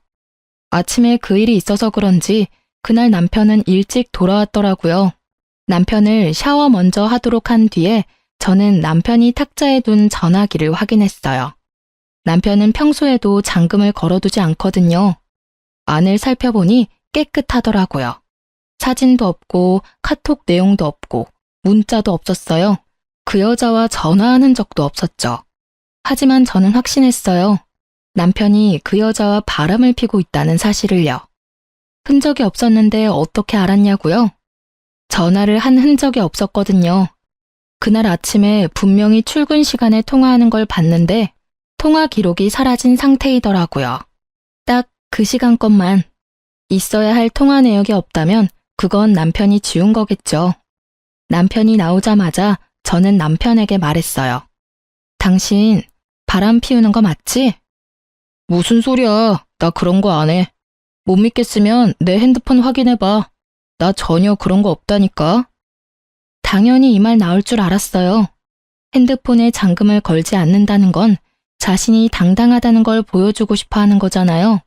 자기가 떳떳하지 못하니 일부러 떳떳한 척 하는 거고. 문제의 소지가 될 만한 내용은 다 지웠을 테니까요. 한 가지만 확인해 볼게. 제가 통화 기록을 확인하는데도 남편은 편안한 얼굴이더라고요. 거기에 걸릴 건 없다는 거겠죠. 이상하네. 아무것도 없어. 그러게 아무것도 없다고 했잖아. 나 못 믿어? 나 그렇게 나쁜 놈 아니야. 그 후배도 진짜 후배일 뿐이고. 그러니까 내 말은 당신이 아침에 통화한 그 내역이 없다고. 제 말에 허를 찔린 듯 남편이 입을 못 열더라고요. 당신이 그렇게 부드러운 목소리로 통화하는 걸 봤는데 통화 목록에는 아무것도 없어. 그 통화 기록은 어디로 갔을까? 당연히 지웠겠지? 여기까지 말하자 남편이 바로 무릎을 꿇더라고요. 여보, 그거는 내가 잘못했어. 무슨 정신으로 그런 짓을 했는지는 모르겠지만 정말로 내가 잘못한 일이야. 미안해, 여보. 나는 오늘 이걸 확인하기 전까지 계속 의심했어. 그리고 계속 고민했지. 아니기를 바라면서. 당신 도대체 생각이 있는 사람이야? 아침 저녁으로 당신 애 보면서 다른 여자 만날 생각이 드니? 언제부터 그 여자랑 이런 사이 된 거야? 얼마 안 됐어. 정말이야. 믿어줘. 너 같으면 믿을 수 있겠어? 내가 왜 당신을 믿어야 하는데? 나한테 용서를 구하고 싶으면 지금 당장 그 여자랑 헤어지고 그 회사에서도 나와. 여보, 그 여자랑은 당신 보는 앞에서 당장 헤어질 수 있어. 그치만 일은 아니잖아. 당장 내가 퇴직하면 바로 일 구할 수 있는 것도 아닌데 그건 좀 봐줘. 응? 솔직히 남편과 그 여자를 당장 떼어놓고 싶었지만 회사라는 건 그렇게 쉽지 않은 문제고 나가더라도 그 여자가 나가야지 남편이 나가는 건 싫었어요. 애도 아직 어리니 아빠의 경제력이 필요하기도 했고요. 그래서 저는 남편에게 일거수일투족 감시당해도 당연하게 생각하라고 했어요. 그랬더니 남편이 알겠다고 자기가 그런 행동한 게 맞으니 당연히 제가 하라는 대로 뭐든 하겠다고 하더라고요. 그렇게 남편을 교육하고 시모에게 조용히 알렸어요. 남편이 외도했다는 것을요. 그랬더니 시모가 제게 그러더라고요. 네가 마음고생이 많다며 위로해줬어요. 솔직히 팔이 안으로 굽는다는 생각에 말 안 하려 하다가 했는데 이런 반응이라 시모에게 더 미안한 마음이 들었거든요. 그런데 며칠 뒤에 명절에 시댁 갔다가 시모가 누군가와 밖에서 전화 통화하는 걸 듣게 됐어요. 그래, 정말 우리 며느리 너무하지 않니? 우리 아들이 바람 피운 게 모두 아들 탓만은 아니잖아. 그러게 애 낳고도 좀 꾸미고 살고 남편한테 살갑게 대했으면 우리 아들이 바람을 피웠겠냐고. 정말 내가 며느리한테 그 이야기 듣는데 화가 나 죽는 줄 알았어. 그렇다고 바람난 게 자랑은 아니니 위로하긴 했지만 나중에 생각하니까 더 화나는 거 있지? 누구랑 통화하는지는 알고 싶지도 않았어요. 그냥 겉으로는 저를 위로하는 척하면서 속으로는 저를 향해 칼을 갈고 있던 시모만 눈에 보였죠. 역시 팔이 안으로 굽는 게 맞다는 생각을 하며 이번에 모른 척 해야 했어요. 남편과 그 일을 정리했으니까. 그것 가지고 또 일을 벌일 수는 없잖아요. 그렇지만 이미 그때 제 마음속에는 이혼에 대한 마음이 싹 트여버리고 말았죠. 남편의 외도를 알고도 이혼하지 않는 사람은 생각보다 많아요. 그리고 상간녀를 알고도 넘어가는 사람도 많죠. 처음에 그런 이야기를 들었을 때 어떻게 같이 살 수 있겠나 싶은 마음이었는데 제가 당해보니 그 마음이 100번 이해가 되더라고요. 남편의 외도가 주는 스트레스는 어마어마한데 그것을 참아야 할 이유 또한 존재하는 거죠. 아이가 아빠 없이 살 미래가 걱정되고 혼자 경제활동하며 육아하는 것도 걱정되고 이혼이라는 낙인이 찍히면 하자 있는 인간처럼 보일까봐 걱정되고 부모님이 아시면 얼마나 실망하실지 걱정되는 마음, 그리고 마지막은 내가 이혼해주면 자기들끼리 잘 살겠지 하는 그런 짜증도 있었고요. 저도 그런 생각에서 벗어날 수 없는 인간인지라 남편을 용서해주기로 하고서도 너무 힘든 날을 보냈어요. 그렇게 상처가 어떻게든 수습되어 갈 무렵에 저는 마지막 쐐기가 될 사건을 맞닥뜨리게 됐어요. 그날은 직장으로 복귀하기 전날이었어요. 제게 남은 하루의 휴직일. 일주일 전부터 아이를 어린이집에 보내는 연습을 하다가 처음으로 제 근무 시간에 맞춰 아이를 맡긴 날이었죠. 이제 막 14개월이 된 아이를 맡기는 게 마음은 아팠지만 복귀하려면 어쩔 수 없는 결정이었고 생각보다 또래 애들이 많은 곳이라 안심하며 내일 직장에 갈 준비를 하는 중이었어요. 그런데 시모에게 전화가 왔더라고요. 화장실 청소하고 나오니 전화가 그새 4통이나 와 있었어요. 무슨 일이 났나 싶어 확인 즉시 시모에게 전화했죠. 넌 무슨 전화를 그렇게 안 받니? 죄송해요, 어머님. 잠깐 화장실 청소하던 중이었어요. 혹시 무슨 문제라도 생겼어요? 문제? 네 남편이 지금 사고가 크게 나서 병원에서 수술하느냐 마느냐 하고 있는데 너는 집에서 팔자 좋게 쉬고 있니? 아니, 연락이 얼마나 안 됐으면 병원에 한번 와보지도 않아. 아주 긴급하게 수술 들어간다고 난리가 났던데. 저는 깜짝 놀라 들고 있던 핸드폰을 떨어뜨릴 뻔했어요. 그게 무슨 말씀이세요? 사고라뇨. 그 사람이 사고를 당했다고요? 남편이 어쩌다 사고가 났는지 물어볼 겨를도 없이 시모가 병원 이름을 대더니 그곳으로 오라고 하더라고요. 그리 멀지 않은 병원이었고 너무 경황이 없어 바로 가방만 챙겨서 병원으로 향했어요. 가는 동안 남편이 많이 다쳤나 싶은 생각에 겁을 내다가 문득 그런 생각이 들었어요. 그날은 평일 대낮이었고 점심시간도 아닌 오후 시간이었어요. 남편의 회사라면 지금 한창 컴퓨터 앞에서 일을 하고 있어야 할 시간인데 어쩌다가 차 사고가 났을까 하는 생각이요. 외근하는 직업도 아니었고 아침부터 저녁까지 회사 밖으로 움직이는 일이라곤 점심 식사 때가 다인데 점점 머릿속에서 상상만 커지던 그때 병원에 도착해서 시모에게 전화를 걸었죠. 그리고 얼마 뒤 병원 앞으로 나오는 시모의 표정이 완전히 일그러져 있더군요. 저를 향한 화를 그대로 표출하고 있었어요. 넌 도대체 집구석에서 뭘 하고 있길래 연락도 안 받아? 우리 귀한 3대 독자 아들 수술하러 들어갔어. 오른쪽 어깨부터 손목까지 아주 뼈가 박살이 나서 수술로 고정해야 한다더라.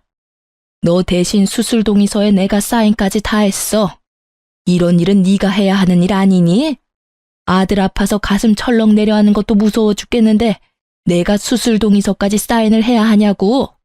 면목이 없던 제가 고개를 숙이던 그때 불현듯 머릿속에 시모에게 받은 부재중 통화가 떠올랐어요. 부재중 통화는 총 4통, 시모가 건 게 다였죠. 그런데 수술 동의서를 써야 한다면 당연히 아내인 저한테 연락을 했어야 하지 않나요? 저는 시모에게 물어봤죠. 어머님은 병원에서 연락받고 오신 거예요? 아들이 직접 전화 왔어. 네가 연락 안 받는다고 나더러 와달라더라. 도대체가 전화기는 왜 무음으로 해놓는 거야? 그러니까 전화를 못 받고 나한테 연락이 오지. 이상했어요. 남편에게 온 부재중 통화는 없었거든요. 저는 순식간에 남편의 사고로 놀라 흥분했던 피가 차갑게 가라앉는 기분을 느꼈어요. 남편이 수술실에 들어간 터라 남편에게 직접 물어볼 수는 없었지만 확인이 불가능한 것도 아니었죠. 저는 남편 차가 어디 있는지 확인하기 위해 먼저 남편 핸드폰부터 챙겼어요. 레카차 업체와 연락한 게 있나 싶어 통화 기록을 뒤지는데 바로 오늘 아침에 그 여자와 통화한 내역이 있더라고요. 인연 다 끊겠다 어쩌겠다 해놓고 여전히 연락하는 걸 보고 살짝 열이 받았지만 직장 동료이니 연락 정도는 할 수도 있다는 생각으로 연락처를 뒤졌어요.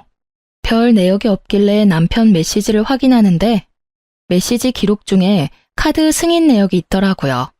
거기에 오늘 날짜로 숙박업소가 딱 찍혀 있었어요.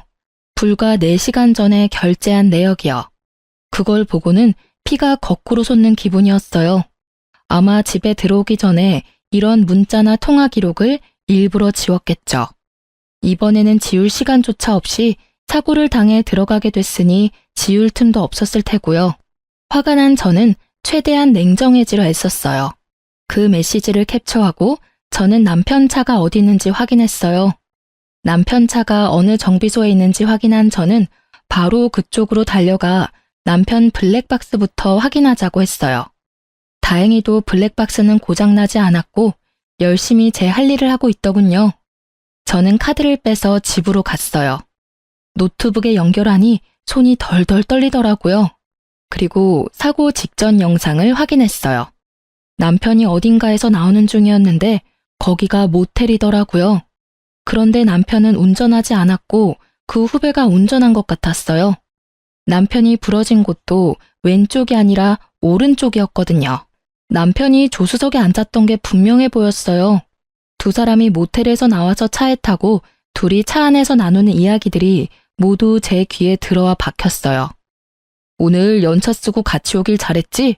여기 진짜 좋은 곳이거든? 우리 마누라랑은 여기 못 와. 애 놓고 몸 다 망가져서는 어디 데리고 다니면 부끄러울 정도라고. 너 정도는 탱탱해야 데리고 다닐 만나지. 앙큼해. 그래도 오늘은 오빠 독점할 수 있는 날이라 좋아. 매번 같이 있다가도 집에 돌려보내는 게 얼마나 힘든 일인지 모르지? 항상 같이 있고 싶은데. 내가 최대한 노력해 볼게. 너도 빈털터리가 된 나랑 결혼하는 건 싫을 거 아냐. 와이프한테서 잘못한 거 찾고 나면 바로 이혼하고 너랑 결혼할게. 너무 걱정하지 마. 이런 대화 내용을 듣고 있으니 정말 하늘이 무너지는 게 어떤 건지 잘 알겠더라고요. 인연을 끊으라고 했더니 도리어 인연을 단단히 맺어가고 있었더라고요. 저는 그 길로 상간녀를 찾아갔어요. 상간녀가 어디 있었냐고요? 당연히 본인도 사고 났으니 같은 병원에서 치료받고 있었죠. 저는 병원으로 가 상간녀를 찾았어요. 이름만 대니 간호사가 어디 있는지 알려주더군요. 남편은 큰 수술을 하는 데에 비해 그녀는 그렇게 크게 다치지는 않았더라고요. 저는 그 여자 앞으로 가서 말했어요. 나 알죠? 선배는 수술하러 들어가셨는데요. 두 사람이 왜 같은 차에 타고 있었어요? 우연히 얻어 탄 거예요. 의부증 걸린 여자처럼 선배한테 집착하는 건 아는데 엄한 사람한테 이러시면 곤란하죠. 저는 선배랑 아무 사이 아니에요. 당신 덕분에 회사에서도 대화도 잘 못하고 있고요. 두 사람 사귀는 사이 아니에요? 평일 오후에 연차 쓴 두 사람이 같은 차 안에 있다가 사고가 났는데 그게 다 우연이라고요? 애초에 연차를 쓰고 왜 둘이서 따로 만나요? 그렇고 그런 사이니까 만났겠지. 네, 그렇고 그런 사이 맞아요. 선배가 마누라 싫다고 짜증난다고 얼마나 투정을 부리던지. 그래서 위로해주다가 눈 맞았어요. 됐어요? 당당하기가 정말 하늘을 찌를 정도였어요. 뭐가 그렇게 잘났는지 불륜을 실토하면서도 아주 당당한 자세와 자신감 넘치는 표정을 보니 마치 피해자와 가해자가 뒤바뀐 것 같은 기분이 들더군요. 아내라고는 하지만 당신이 패배자인 건 알죠? 남편이 다른 여자 만나는 순간 여자로서 저한테 진 거예요. 당신이 얼마나 매력이 없었는지 이제 아시겠어요? 제가 매력이 없는 건 맞는데 그래도 저와 남편은 법적으로 유효한 사이고 그쪽은 남편과 부정을 저지른 사이라는 건 잘 알죠? 이런 대화들도 다 증거고 이후에 상간녀 소송할 때 다 쓰일 거예요. 당당해서 좋네요. 증거 수집이 아주 편해서요. 제 말을 듣고 나니 상간녀 얼굴이 하얗게 질리더라고요. 저는 당신도 남편도 용서할 생각 없어요. 그렇지만 그냥 헤어지면 둘이서 행복하게 살 거잖아요. 그러니 제가 가져올 수 있는 건 다 가져와야죠. 안 그래요? 매력은 있고 머리는 텅 빈 상간녀 씨? 제 말에 열받았는지 명예훼손인의 먼에 고소한다고 지랄 발광하는 상간녀를 두고 저는 시모에게 향했어요. 시모는 남편 수술이 끝나기를 기다리고 있더군요. 저를 보자마자 시모의 막말이 또 시작됐어요. 수술 동의서 내가 쓰도록 한 건 네가 잘못한 거야. 어떻게 엄마에게 아들 수술 동의서를 쓰도록 만들어? 죄송하지만 그 사람 저한테 연락한 적 없어요.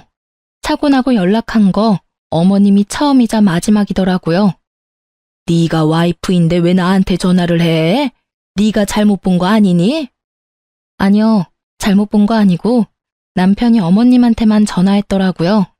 그 사람 저 몰래 연차 쓰고 여자랑 놀러와서 모텔에서 나오다가 사고 났거든요.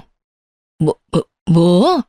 너 지금 우리 아들 없다고 말 막 지어서 하는 거니? 시모가 깜짝 놀라서 저한테 반문하더라고요. 저는 시모에게 영상을 보여줬어요. 영상 보세요. 확실하죠?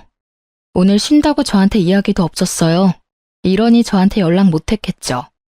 불륜을 저지르다가 사고 났는데 어떻게 와이프한테 전화하겠어요?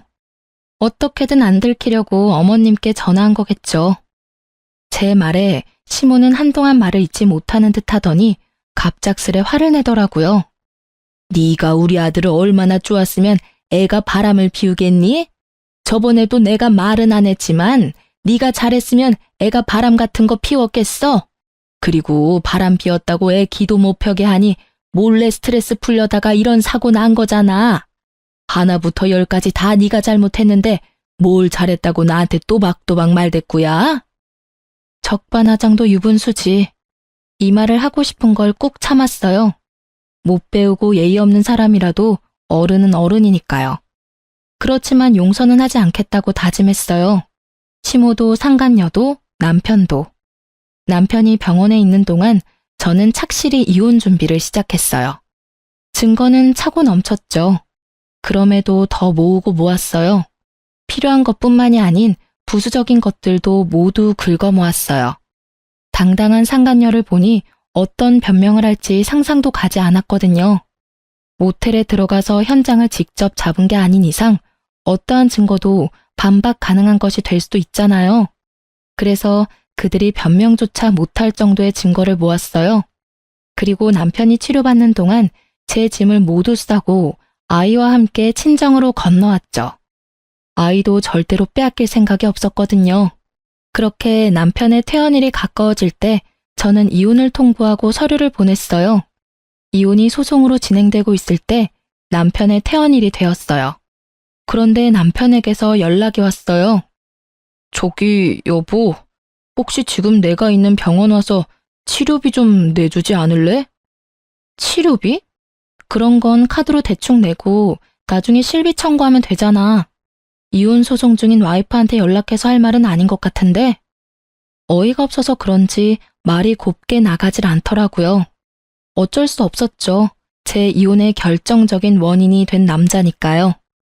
그게 실비보험 청구가 안 돼서 그래. 당신이 아니면 도와달라고 할 데가 없어서 그래. 우리가 이혼 소송 중이긴 하지만 아직 부부잖아. 당연히 내가 곤란할 때 당신이 도와줘야지. 실비 청구가 왜 안 돼? 당신이 들어놓은 실비면 충분할 텐데. 사실은 실비보험 얼마 전에 해약했어. 뭐? 실비보험을 해약했다고? 뭐 때문에? 해약하면 해약금 나오는데 그게 좀 필요해서. 그걸 어디에 썼는데? 그 이야기에 남편이 입을 꾹 닫더라고요. 말을 안 해주더라고요. 그런데 아시죠? 말을 안 하면 안 하는 대로 그게 자백이 된다는 거. 너 설마 그 보험 해약금 상간녀한테 다 썼어? 그 여자한테 썼다고 하면 좀 그렇고 얼마 전 주말에 제주도 놀러 갔을 때 썼어. 아니, 그 정도면 보험 해약 안 하고 네 돈으로 써도 되잖아. 그건 그렇지. 근데 그러면 당신한테 들키잖아. 카드 결제 내역이나 통장 내역은 그대로 남는데 돈이 비면 이상하게 생각할 거 아니야. 그래서 보험 해약하고 나중에 따로 들려고 생각했었지. 그러다가 여태껏 못 들었고. 웃음밖에 안 나오더라고요. 들키기 싫어서 보험까지 해약하고 해약금으로 여자랑 놀러 가다니. 이런 기발한 발상은 어떻게 할 수 있는지 궁금하기까지 했죠. 저는 남편에게 말했어요. 아주 잘하는 짓이다. 잘했어. 이혼 소송 중인 와이프한테 바람 피워서 미안하다 사과는 못할 망정 전화해서 치료비나 대달라고 찌질하게 굴어. 보험 해약한 건 당신이니까 당신이 알아서 병원비 마련해. 아니면 그 돈 다 쓴 상간녀한테 도와달라고 하든지. 당신도 참 뻔뻔하네. 나랑 이혼 절차 밟고 있으면서도 나한테 돈을 받고 싶어? 내가 돈을 줄 거라고 생각했다는 게 참 웃기지도 않고. 나 당신한테 이제 어떤 것도 뺏기고 싶지 않은 사람이야. 그게 10원짜리 한 장이라도. 너하고 그 상간녀한테는 절대 뺏기기 싫거든? 병원비 대주는 걸 왜 뺏긴다고 하는 건데? 솔직히 바람 피운 게 아무리 잘못이라고 해도 내가 이렇게 아파서 죽을 것 같은데 와이프가 돼서 병문안 한 번을 안 오고 병원비도 내달라는 게 아니라 빌려달라는 거라고. 빌려주든 어쩌든 난 안 줄 거야. 너 내가 정리하라고 한 여자랑 바람 피우다가 그렇게 된 거지? 그게 내 탓이야? 네 탓이지. 그 여자랑 만나지 않았으면 네가 그런 장소에서 사고를 당했을까? 전혀 아니지. 그 시간이었으면 일을 하고 있었겠지. 그리고 병문안? 내가 가면 좋겠어? 좋은 소리 안 나올 거 뻔한데. 네가 원하면 가서 욕이나 시원하게 한 판 해주고 올까? 어? 대답해봐. 진짜 사람 많은 데서 환자복 입고 욕 미어 터지게 받아먹게 해줘? 버럭거리는 제 목소리에 남편도 깜짝 놀랐는지 아니면 그제야 제정신을 차린 건지 버벅거리다 전화를 끊더라고요. 뻔뻔하기도 하지. 자기가 어떻게 사고가 났는데 저한테 돈을 빌려달래요? 제가 빌려주면 그걸 갚기는 하겠어요? 절대 그러지 않겠죠. 갚고 싶어도 상간녀가 옆에서 갚지 말라고 난리치겠죠. 안 봐도 눈에 훤하더라고요. 그렇게 속 터지는 대화를 하고 전화를 끊었는데 바로 직후에 시모가 연락이 왔더라고요.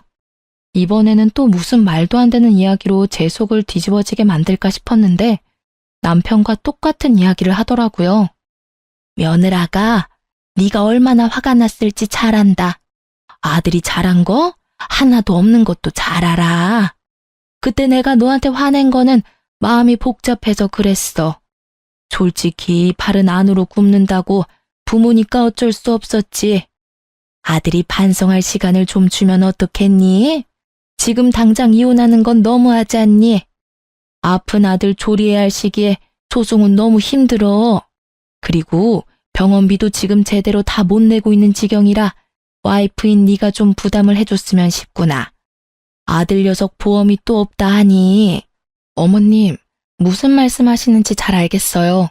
그런데 저도 참을 만큼 참았다고 생각하진 않으세요? 만약 어머님 딸이 저 같은 상황이었어도 그렇게 말씀하시겠어요? 바람난 남편 기껏 용서해줬더니 결국은 반성도 없이 바람난 여자 또 만나서 이번에는 사고까지 쳤는데 제가 왜 병원비까지 부담해야 하죠? 남편이 평소에 잘했다면 저도 남편에게 기회를 줄 수도 있었겠죠. 그런데 이미 제가 준 기회를 날려먹었잖아요.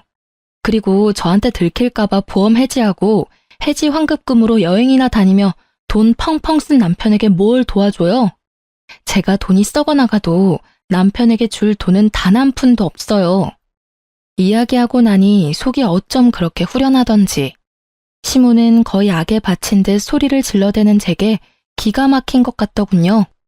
하지만 이 상황에 아쉬운 건 시댁이거든요. 솔직히 시댁도 경제적으로 넉넉한 편이 아니었으니까 남편의 수술비와 치료비를 모두 감당하기에는 버거울 수밖에 없었어요. 그리고 남편이 해약한 보험은 한 개가 아니었거든요. 남편 이름으로 된 보험 총 4개를 다 해약했더라고요. 그중에는 교통사고 특약 들어있던 것도 있었는데 그것도 몽땅 못 받게 되는 거였거든요. 그 와중에 병원비가 몇 배 깨졌으니 지금 생각해도 참 한심한 짓이네요. 여자는 만나고 싶고 나한테 들키기는 싫고 결국은 보험 해지했다가 병원비 고스란히 다 내게 생겼으니 하늘이 천벌을 내린 게 아니면 뭐겠어요? 그래, 네가 화난 거는 나도 잘 안다. 하지만 너희는 소송 중이지만 부부야. 부부는 서로 도와줘야 하고 나는 네가 그렇게 나쁜 애는 아니라고 믿는단다. 아들 한 번만 도와주거라. 아들도 반성하고 있고 2번 다시 그 여자 안 만난대. 그때도 제가 하겠다는 대로 뭐든지 한다고 했어요. 어머님은 그 여자가 새로 사귄 여자라고 생각하시는 것 같은데 그 여자 저번에 저한테 들킨 그 여자예요. 2번 다시 안 만난대요. 기지도 않네요. 그 여자랑 그 뒤로 꾸준히 만나놓고는 거짓말을 어찌나 잘하는지. 하긴 어머님은 아들 바람난 게 제 탓이라고 생각하시니까 그런 말씀 편하게 하실 수 있겠네요. 그런 면에서는 어머님도 똑같으시죠. 앞에서는 저 위로하는 척 하시더니 결국은 뒤에서 다른 사람한테 제 욕 열심히 하시는 거 봤어요.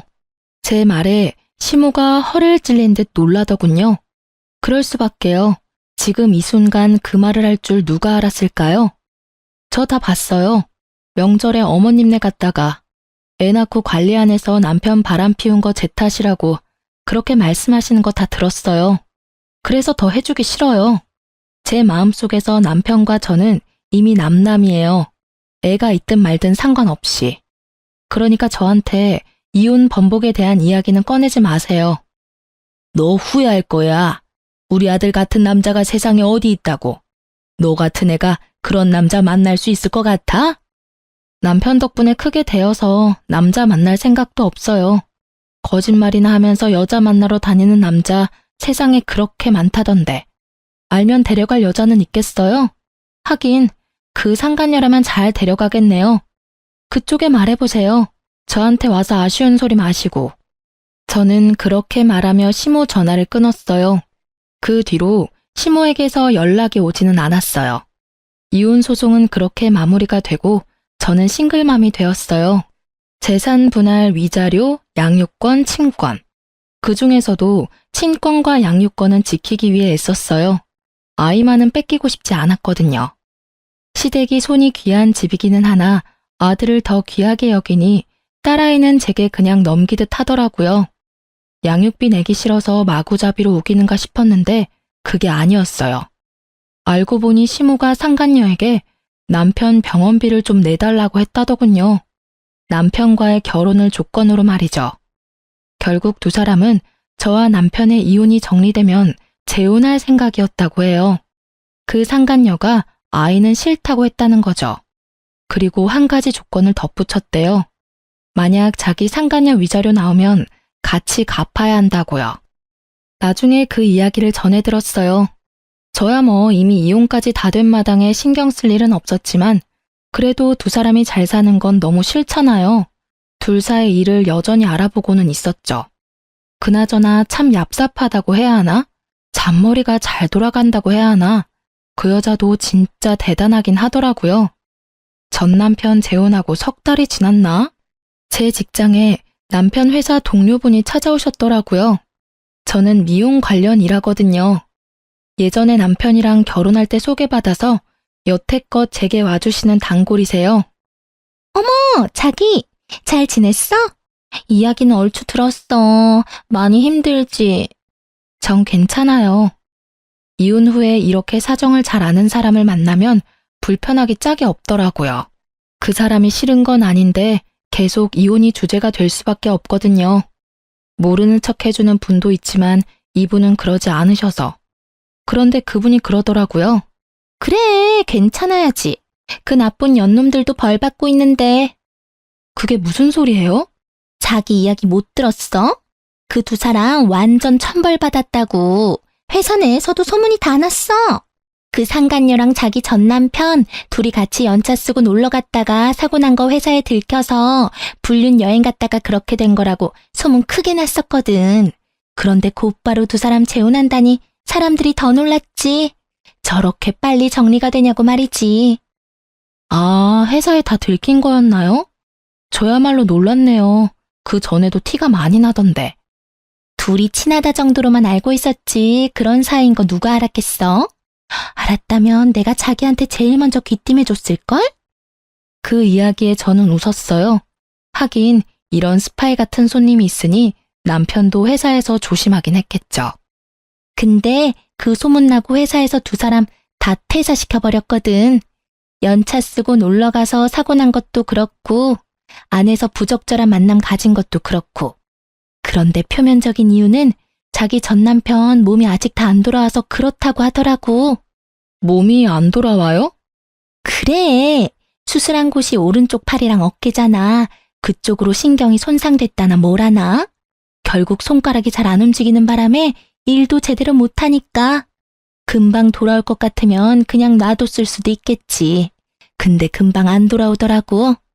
어쨌든 두 사람 다 권고사직으로 퇴사했어. 그래요? 둘 다 진짜 천벌 받았네요. 당연하지. 남의 눈에 눈물 흘리게 만들면 자기 눈에는 피눈물 흐르는 법이야. 그래놓고 잘 살면 하늘이 뭔 소용이니? 그렇게 고객과 대화를 하면서 전 남편과 그 상간녀 이야기를 들으니 제 마음속에 응어리졌던 것들이 조금은 풀리는 것 같았어요. 남의 불행을 내 행복으로 삼지 말라지만 제게 불행을 준 원인이 저렇게 못 살고 있으니 이상하게도 응어리가 풀리는 것 같더라고요. 그 뒤에 시모가 저한테 한번 연락이 왔었어요. 예, 너 딸아이 우리한테 돌려줄 생각 없니? 우리가 사례는 넉넉히 할게. 잘 생각하고 연락 좀 줘. 갑자기 딸을 달라는 이야기에 초스라치게 놀라 물었죠. 이미 다 끝난 일인데 왜 딸을 달라고 하세요? 아유, 넌 몰랐겠지만 우리 아들 재혼 상대가 글쎄 애 딸린 이혼녀라더라. 아들 하나 있는데 없는 것처럼 속이고 우리 아들이랑 재혼했대. 결혼하고 나서 애 있다고 이야기했다던데 그게 문제가 아니야. 그 데리고 온 애는 남의 자식이잖니? 그러면 우리 집안 대를 이을 아들을 낳아줘야 하는데 이 미친년이 불임수술까지 해서 애 못 놓는다고 사람 환장하는 소리를 하잖아. 아니, 재혼하면서 애 없는 집에 오면서 아들 하나는 낳아줘야 정상 아니니? 옛날 생각을 가진 시모와 현대식 사고를 가진 상간녀의 대립이 생각보다 컸고 그 결과 우리 딸을 방패로 데리고 가고 싶은 모양이었어요. 생판 남의 자식한테 우리 전 재산 뺏기게 생겼으니 우리도 뭐라도 방어를 해야지. 대를 이을 아들만 생기면 손녀는 금방 돌려줄 테니까 잘 생각해보거라, 응? 생각하는 게 어찌나 저속한지 이야기 듣고 있는 동안에 귀가 썩는 것 같은 기분이 들었어요. 어린애를 데려가서 방어를 하니 뭐를 하니 사랑을 줄 게 아니면 관심이라도 줘야 된다며 개소리를 하더라고요. 손녀에게는 관심 하나도 없으면서 그런 불순한 이유로 딸애를 데려가려는 시모를 보니 화가 머리끝까지 차올랐어요. 어머님, 제 딸이 무슨 힘이 있어서 그 어른들 사이에 끼어서 이리 치이고 저리 치이고 해야 해요? 귀한 딸이에요. 그래서 제가 직접 기르겠다고 데려온 거고요. 상간녀 데리고 오시면서 남편 병원비 급하게 처리하셨으면 된 일 아닌가요? 이혼 후의 일은 그 집안에서 알아서 하셔야죠. 그 여자애가 애가 딸린 걸 내가 알았으면 이혼하라고 등 떠밀었겠니? 아들놈도 나중에 한 것 같았어. 게다가 요새는 또 얼마나 떽떽거리며 돈 달라고 요구하는지 아니? 아이고, 내가 며느리를 잘못 들였어. 아들놈은 손가락이 안 돌아와서 취직도 못하고 있는데 재혼한 새 며느리는 아주 시댁을 돈줄로 알고 안 해주려니 아들이 불쌍하고 해주려니 며느리가 밉고. 시모가 괴로워하는 걸 보니 생각보다 상황은 심각해 보였어요. 그렇다고 제가 애를 줄 일은 절대 없었어요. 심각하고 불쌍하든 저랑은 이제 관계없는 사람들이에요. 열심히 자기 손으로 자기들 인생 말아먹고 있는 중인데 제가 왜 관여를 하겠어요? 그저 저와 제 딸이 거기에 휘말리지 않도록 하는 것만 중요할 뿐인 거죠. 시모는 결국 제게서 딸을 얻을 수 없다는 걸 알고는 전화를 끊고 연락 한 번 안 하더라고요. 그런데 한 달쯤 지났을까요? 제 고객이 연락이 와서 알려주더라고요. 전 남편과 살고 있던 그 상간녀가 도망갔다고요. 저는 상간녀 위자료 소송을 해서 그 여자에게서 돈을 받고 있었는데 불과 며칠 전에 그 위자료가 다 지급됐었거든요. 그래서 생각보다 빨리 들어왔다고 생각했는데 알고 보니 전 남편 퇴직금을 몽땅 제 위자료로 지급하고 남편 버리고 집을 나가버렸다고 하더군요. 오른손을 제대로 못 쓰는 남편의 수발들야 육아하랴 일하랴 나름 엄청 힘들었나 보더라고요. 그야말로 벌 받았다는 말로밖에 설명할 수 없는 상간녀 상황을 보니 하늘이 나를 버리지 않았구나 하는 생각이 들었어요. 뭐 제 살 길 찾아 도망갔으니 불륜도 끝이었고요. 그렇게 헤어질 거 뭘 그리 죽고 못 살아서 불륜 같은 짓을 했나 몰라요. 아들이 이제 중학교 들어가던데 부끄러워서 아들 얼굴은 어떻게 보려는 건지 원. 그 사람들이 스스로 제 무덤 파는 동안 저는 착실하게 아이와 함께 살 미래를 위해 움직였어요. 친정집에 얹혀 살게 됐지만 아이의 정서적인 안정을 위해 한 선택이었어요. 부모님은 젊지는 않지만 사랑을 주실 수 있고 저는 경제활동을 할 수 있는 젊음이 있으니까요. 살다 보면 이렇게 속 뒤집어질 만한 일도 가끔 일어나나 봐요.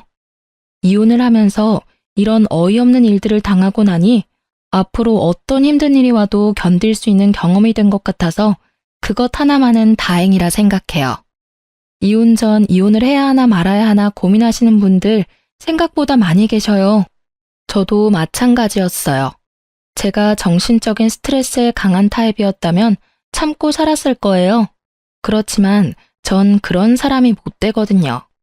이렇게 이혼을 해서라도 일단 제 마음이 편안해져야만 조금이라도 더 만족하며 살 수 있는 사람이었거든요. 글을 쓰다 보니 그때의 기억이 새록새록 떠오르네요. 힘든 일도 시간이 지나면 다 극복하게 되어 있어요. 저처럼 고민하는 분들에게 도움이 되기를 바라는 마음으로 제 사연을 써보았네요. 모두 속 시원한 하루 보내시길 바랍니다.